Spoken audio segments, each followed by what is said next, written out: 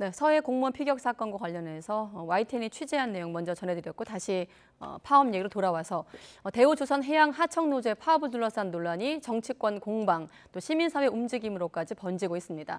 정부는 이번 사태를 명백한 불법으로 규정을 하고 있고 공권력 투입까지 시사한 상황이어서 물리적 충돌 가능성도 제기되고 있습니다. 새 정부 노동정책의 시험대가 될 이번 파업의 파장 그리고 전망 이번엔 이병훈 중앙대학교 사회학과 교수 연결해서 의견 들어보겠습니다. 네, 교수님 안녕하십니까? 안녕하십니까? 네, 자 일단 이번 파업은 48일째에 접어들었고 여기에 대해서 대통령이 기다릴 만큼 기다렸다면서 공권력 투입 가능성까지 내비친 상황까지 왔습니다. 뭐 앞서 저희 현장 연결 보셨겠습니다만 장관들도 다 거제로 내려간 상황인데 지금까지 정부 대응을 먼저 한번 여쭤볼까요? 예, 정부가 최근 들어 여러 장관들 그리고 네. 오늘 특히 대통령까지 언급을 하시다 보니까 더 이상 이 불법 파업 사태를 방치할 수 없다라고 하시면서 네. 정부 그리고 여당이 엄정 대응으로 나설 그런 이제 움직임을 보이는 것 같습니다. 네, 그 대통령이 기다릴 만큼 기다렸다는 그 말은 어떻게 좀 해석하고 계십니까?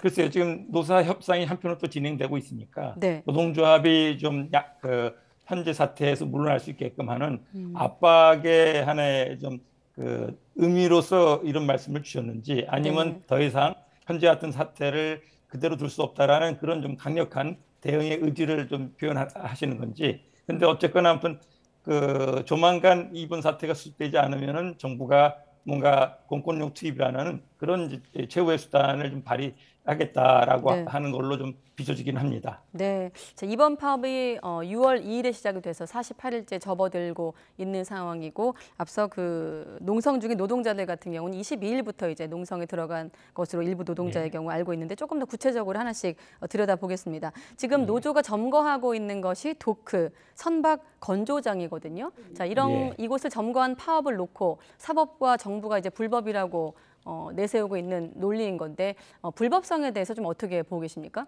현행법상으로는 뭐 불법이라고 규정이 되지 않을 수 없을 것 같아요. 지금 분규는 네. 대우조선의 정규직 노동조합이 생산 현장을 통상의 이제 파업으로 중단한 것이 아니라 하청 지회라고 하는 일부의 하청 노동자들이 그들의 이제 근로조건 개선을 요구하면서 그들이 바라는 노사 타결이 이루어지지 않은 것에 대해서 파업을 독구장을 점거하는 형태로 하다 보니까 해당 사업장이 크게 지장을 받고 그러면서 이제 불법적인 그런 여러 이제 문제로 좀 지적이 되는 것 같습니다. 네, 그렇군요. 자, 그러면 조금 더 파업 상황을 들여다보면 지금 앞서 화면에 나간 것처럼 사방이 1m 1세제곱미터 철창 안에 스스로 용접을 해서 이제 농성을 하고 있는 상황인데 여기까지 오게 된 시간이 48일이라는 시간이 있었거든요. 저희가 네. 일지를 한번 정리해 봤는데 지금 보면 네. 6월 2일에 파업이 시작이 됐고 하청 노조가 사실 임금 30% 이상이라고 하면 좀 과도한 요구 아닌가 싶습니다만 앞에 삭감된 임금이라는 또 논리가 또 있거든요. 자, 노조의 주요 요구 사항까지 저희가 한번 혹시라도 이 문제가 생소한 분들을 위해 정리를 한번 해봤는데 자, 노조의 요구 사항을 한번 들여다보면 교수님은 좀 어떻게 보십니까? 정말 무리한 떼쓰기라고 보고 계시나요? 글쎄요, 그와 같이 네. 지금 뭐 옥새 파업하듯이 철창에 들어가서 농성을 하는 분도 계시고 네. 또 말씀 안 하셨지만 6분이 그 작업장이 선박을 건조하는 게 매우 큰 건물을 짓는 거나 마찬가지인데 네. 그 고공에서의 농성을 또 지속을 하고 있다고 소식을 듣게 돼요. 그 외에 또 한 150여 명 되는 네. 그런 하청 조합원들이 현장에서 이렇게 정구 농성을 진행을 하고 있다는 얘기고요. 그럴 때 아무래도 이 문제가 이렇게 좀 그들로서는 좀 극한적인 그런 분규 행동을 보여주는 것은 네. 나름대로 이유가 있지 않을까 생각을 하고요. 그것은 네. 지난 2015년, 16년 조선 경기가 워낙 안 좋을 때 네. 대규모 구조조정과 더불어서 인건비 삭감을 좀 진행했고 그 당시 30% 넘게 삭감한 것들을 현재까지 유지하고 있다라고 해서 많은 사람들이 실제 그런 저임금으로 일터를 떠났고 네. 남은 사람들로서는 현재 이 같은 조선의 일로서 제대로 된 좀 임금이 되지 못한다라는 그런 불만이 이와 같이 좀 크게 표출이 되고 네. 그런 가운데 많은 사람들이 다른 사람들이 듣기에는 너무 지나치지 않을까라고 얘기되는데 해당 산업 상황을 좀 들여다보면은 뭐 30%라는 것이 그런 사정에서 지금 요구되고 있구나라는 걸 이해할 만하지 않을까 네. 생각됩니다. 지금도 화면에 나가듯이 불황 때 2016년도 조선업 불황 당시 30%가 삭감이 됐고 이후 이제 지금까지 쭉 네. 거의 6년이나 시간이 지났지만 동결됐다 이게 이제 노조 측의 주장인데 그러니까 한마디로 임금 현실화해라 이런 게 노조의 주장 아니겠습니까? 자 그런데 네. 이번 파업이 조금 더 이제 눈길을 끄는 측면은 자 원청인 대우조선해양노조가 아니라 하청업체의 노조거든요. 그렇다 보니 이제 원청인 대우조선해양 같은 경우는 우리가 할 수 있는 일이 없다 이렇게 좀 빠져 있는 상황이고 결과적으로 지금 큰 틀에서 보면 정부랑 금속노조가 대립각을 세우고 있는 예. 상황이거든요. 사실 지금 대우조선에 나타나는 사내하청 정규직 노동조합의 파업에는 사내하청 지회 파업은 네. 어떻게 보면 최근까지 우리 이 산업이나 노동시장에 진행되고 있는 변화에 어떻게 보면 굉장히 응축된 문제를 잘 드러내고 있다고 볼 수 있을 것 같아요. 그 응축된 얘기는 문제. 예. 외주화 내지는 그 하도급이 좀 일상화되고 있는 그런 현실을 반영하고 있습니다. 그래서 과거에는 직영 노동자를 직접 고용해서 네. 일을 시키는 그런 고용 관계 속에서의 노사 문제였다면은 그런 문제를 좀 피한다는 측면도 있었고 네. 또 여러 가지 이 구조조정이라는 이유로 해서 공공기관 내지는 그 민간 기업에서 또 제조업 서비스 분야 많은 분야에서 이 외주화를 많이 진행을 하게 됩니다. 그러다 네. 보니까 외주 하도급 업체의 노사관계는 사실 그 하도급 업체의 사장님하고 해당 근로자들하고의 관계이긴 하지만은 네. 그 하도급 업체의 근로자들의 고용 조건, 여러 가지 근로 작업 조건을 실질적으로 결정하는 것은 그 하도급 관계 위에 서 있는 원청 기업들이 원청 업주가 실질적으로 어떤 하나의 하도급 계약이나 아니면 도서는 사람을 그걸 기성회라고 하는데 기성 거래 계약이라 하는데 그걸 어떤 조건으로 결정하는가에 따라서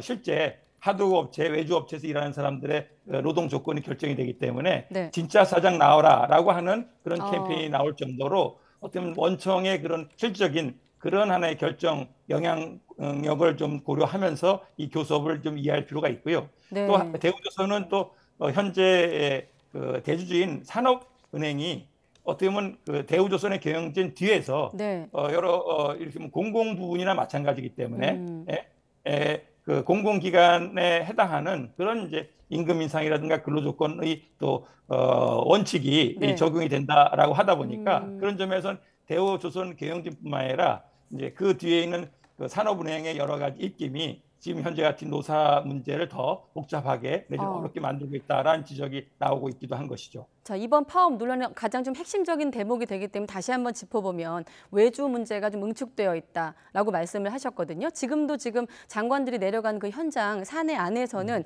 하청노조와 말씀하신 하청노조와 하청회사 간의 교섭이 이루어지고 있는데 지금 말씀하신 얘기를 들어보면 원청인 대우조선 해양도 이번 문제에서 좀 책임을 자유로울 수 없다라고 말씀을 하셨거든요. 그 위에 또 대주주인 한 55.7% 지분을 갖고 있던데 산업은행에 어떤 책임도 있다라고 보시는 거군요.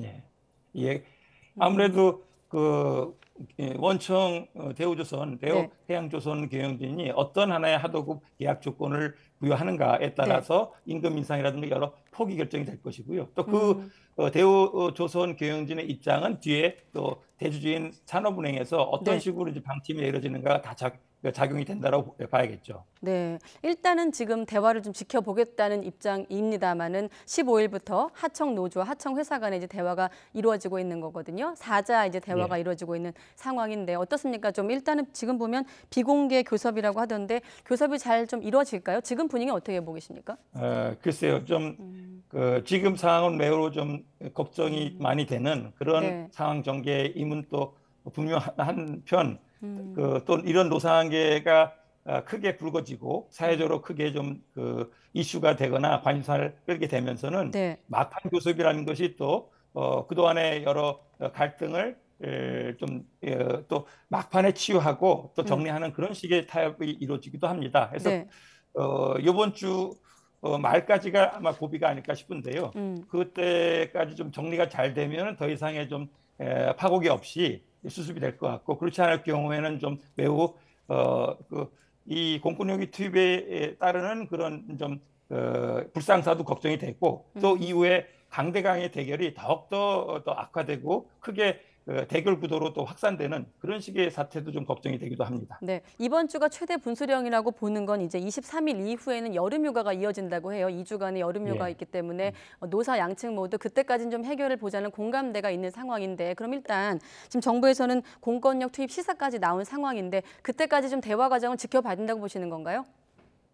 뭐 대화가 진행이 되고 있는 거니까요. 네. 그리고 일정하게 임금, 노동조 활동에 대한 보장 등의 쟁점 부각이 됐고 네. 그것을 그 하청업체 노사뿐만 아니라 관계되어지는 대우조선이나 아니면 산업은행, 저희 정부 입장이 네. 일정하게 좀 그 타협의 절충을 잘 만들어낼지 그렇지 못할 경우는 고스란히 노정의 어떤 엄청난 격돌로 이어지면서 그러면서 지금 그렇지 않아도 경제가 어렵고 민생이라든가 여러 가지 상황이 좀 심각한데 네. 이런 한해 큰 갈등이 벌어지게 되면 여러 가지 사회의 어떤 파급도 있지 않을까 하는 걱정이 또 추가되겠죠. 네, 사실 관계 장관들이 4일 전인가 이제 대화를 강조했는데 대화를 강조한 지 4일 만에 이제 현장에 내려가다 보니 노동계도 좀 당혹스러워하는 분위기인 것 같은데 자, 일단 두 번의 담화문이 나왔고 또 이례적으로 관계 장관 회의도 소집을 했거든요. 지금 시점에서 정부의 메시지를 좀 다듬어야 한다면 어떻게 좀 어떤 좀 주문이 필요하다고 보십니까? 정부에 대해서? 글쎄요,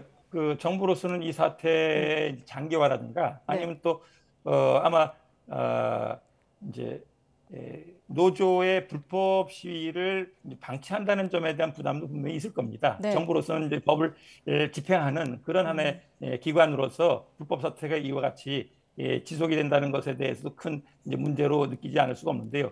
그런 한편으로는 그런 문제를 좀 잘 종식을 시키기 위해서도 그렇고 또 한편으로는 그것을 공권력을 행사했을 때 따르는 노정의 큰 하나의 어떤 소모적인 충돌이 또 다른 하나의 그 불상사라든가 아니면 또 다른 하나의 이제 그 이후로 더 큰 대결 구도로 확대될 수 있다는 점을 말씀을 드렸는데 네. 그런 점들을 좀 의식을 한다면 정말 어떤 이 고비를 잘 풀어갈 수 있는 그런 점으로 정부가 좀 더 한편으로 원칙을 강조하면서도 실적으로 이 문제를 다 수습하고 타협할 수 있는 그런 식의 대화의 노력도 좀 잘 만들어질 필요가 있지 않겠는가라고 당부드리고 싶습니다. 네. 아무튼 지금 정부에서는 좀 엄정 대응 방침이 나오니까 노동계도 좀 조직적으로 반발 움직임을 보이고 있습니다. 당장 내일 금속노조가 총파업에 나서겠다고 하고 지금 보면 노사정 그리고 이렇게 파업 국면에서 또 한 가지 주체가 시민사회 아니겠습니까? 뭐 희망버스 얘기도 나오고 있는데 좀 큰 틀에서 본다면 이렇게 한번 질문 드려볼게요. 노사정, 시민사회 이렇게 있는데 이번 주가 최대 분수령이라고 하셨거든요.